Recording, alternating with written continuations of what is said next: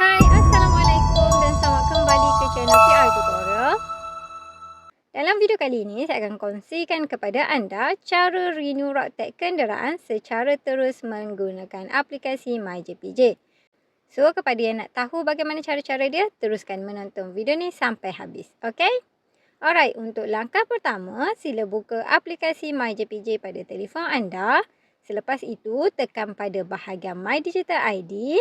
Seterusnya, anda akan dibawa ke paparan log masuk My Digital ID. Pada bahagian ini, anda klik sahaja ya. Kemudian, satu paparan persetujuan untuk menghantar digital ID anda akan dipaparkan. Jadi, sekali lagi anda klik ya untuk meneruskan.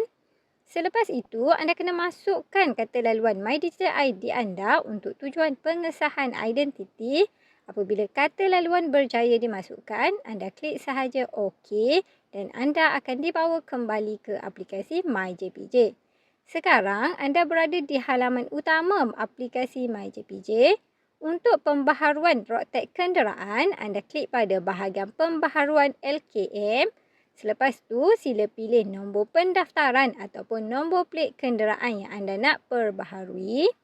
Kemudian, satu paparan persetujuan berkaitan dengan kadar bayaran akan dipaparkan. Jadi, untuk yang ni, anda klik sahaja ya. Pada paparan maklumat pembaharuan ini, anda boleh lihat maklumat lengkap kenderaan anda.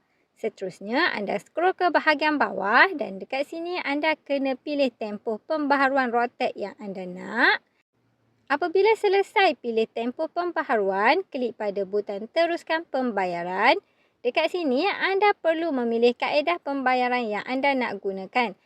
Antara pilihan kaedah bayaran yang disediakan adalah debit card atau credit card, perbankan internet dan juga e-wallet. Bagi yang ingin memilih perbankan internet, sila pilih bank yang anda nak gunakan untuk membuat pembayaran.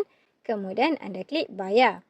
Untuk pengesahan pembayaran, anda klik ya dan teruskan mengikut arahan yang dipaparkan sehingga proses pembayaran selesai.